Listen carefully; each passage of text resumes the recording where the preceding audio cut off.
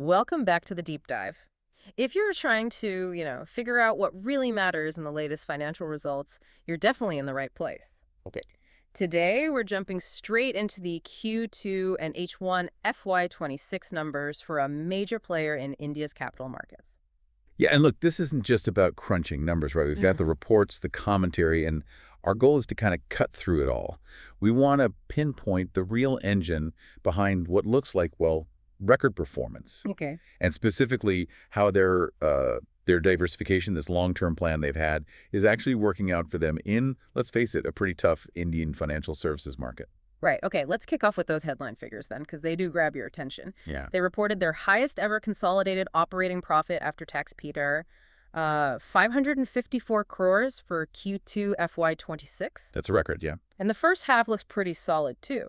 Consolidated H1 FY26 operating PPT, that grew 11% year on year, hit 1,088 crores. And what really jumps out, I think, is how they talk about it.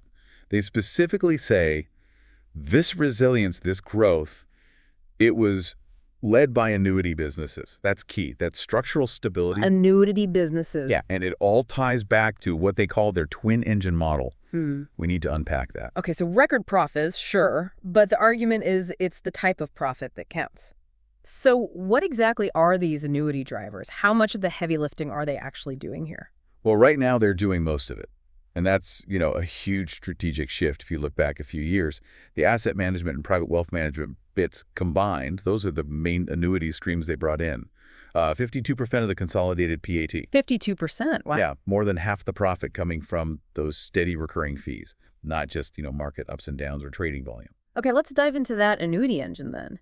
If asset management, AM, and private wealth, PWM, are driving this, what's the growth actually look like in those segments? It's really picking up steam. For Q2, the PAT, for just that combined annuity part, it grew a pretty powerful 36% year on year, hit 290 crores. 36%. Okay. And scale-wise, their assets under management, the AUM, that's now at 3.6 lakh crores. Just to give you a sense of that, it's jumped 46% in the last year alone. 46% AUM growth year on year. That's really strong, especially with that kind of base. Okay. Specifically within asset management, how are they actually winning that money, that flow? Well, the AM business itself, it crossed 1.77 lakh crores in AUM. It kept up that 46% year-on-year growth, mostly powered by a 57% jump in their mutual fund AUM. Yeah.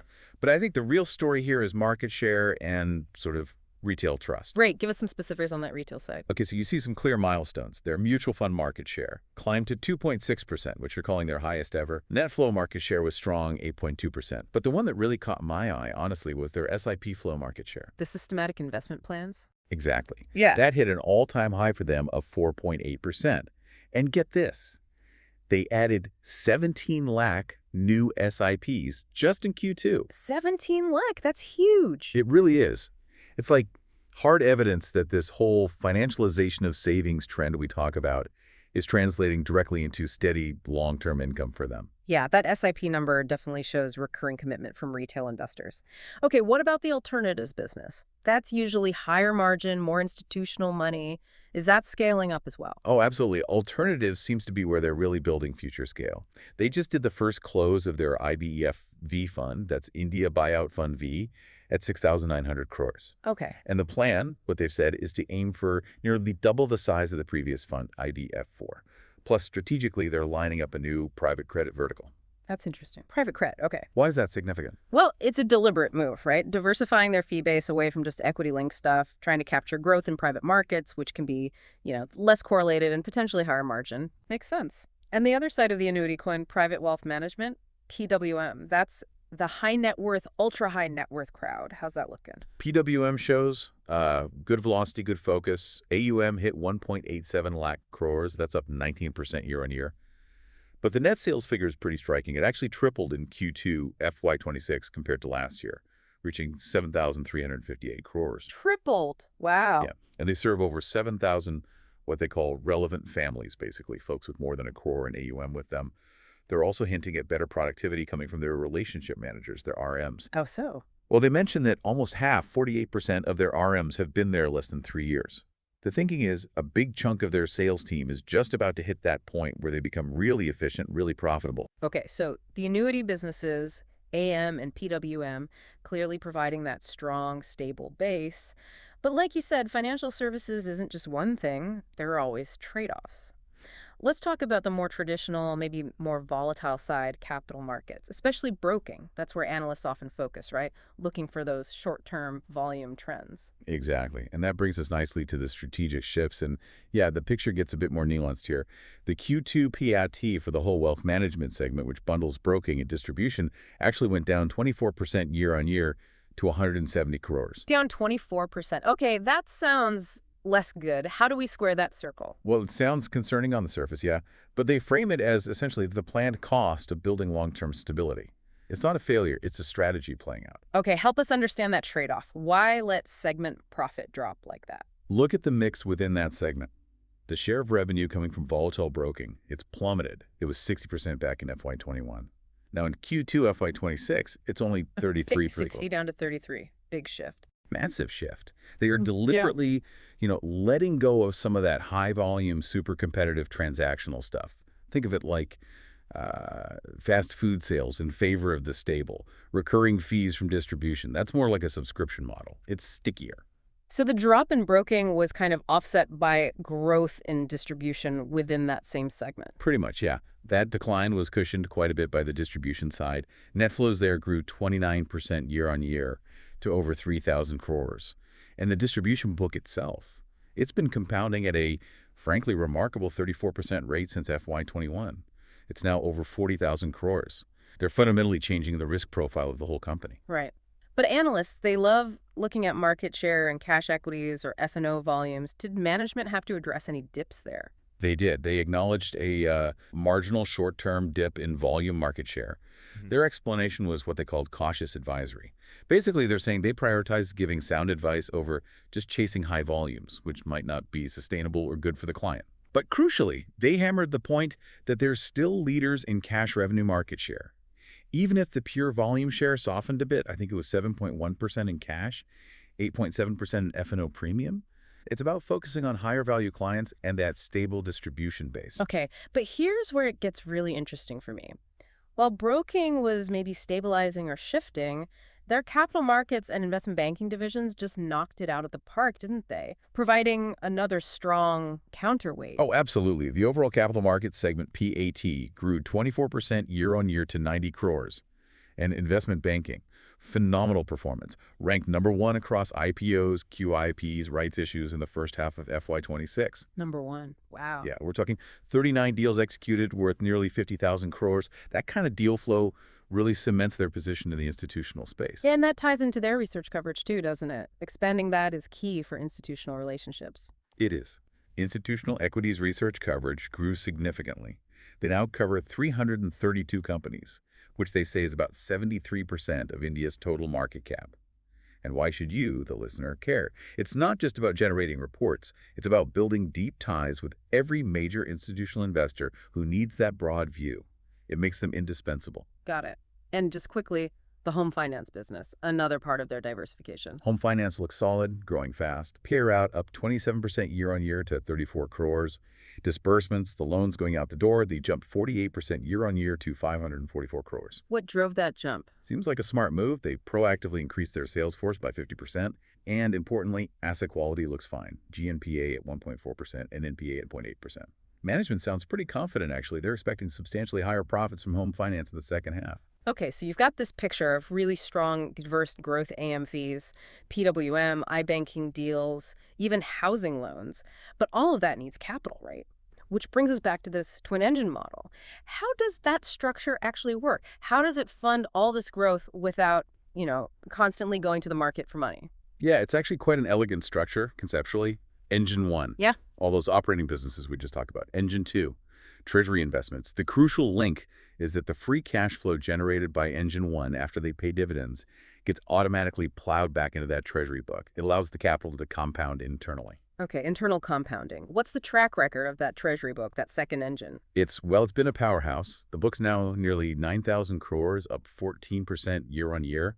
But the long-term story is wild. Since they started it, that Treasury book has grown at a 32% compound annual growth rate. 42%. 42% CAGR. That's extraordinary for an internal treasury. It means it's effectively doubled almost every 2 years. And over a decade, it's delivered a healthy XIRR. That's the true internal rate of return of 18.7%. Okay, wait. 42% CAGR is huge. What are they investing in to get that? And how does that actually help the operating businesses de-risk them? Well, the how is partly strategic allocation, including to equities over the long term. And the help is massive. It lets them self-fund everything. This internal engine has paid for all the growth in the operating businesses without them needing to raise any external capital. Not a single share issued since their IPO way back in 2007. It's 2007, wow. Yeah, and that's despite paying dividends regularly and doing 3-share buybacks. Being insulated like that from needing the market for capital, that's a huge, huge competitive advantage in Indian finance. Very unusual. Okay, but I know some analysts flagged volatility. There were some reported treasury losses in Q2 because of market swings. Investors see those quarterly numbers. How did management respond to those short-term jitters? Yeah, fair question. Management's defense was basically, look at the long game. Look at that 18.7% XIRR over 10 years. They pointed out, look, we're a major equity house, right? So a significant strategic chunk of our treasury is meant to be in equities, which are volatile.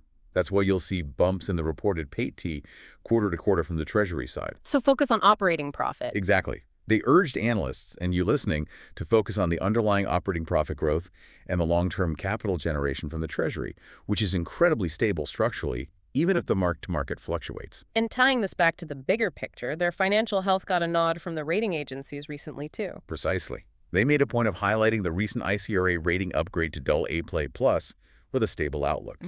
That's significant because, as they claim, it's the highest rating ever given to any non-bank domestic capital market player in India. All A+ stable. Highest ever. Okay.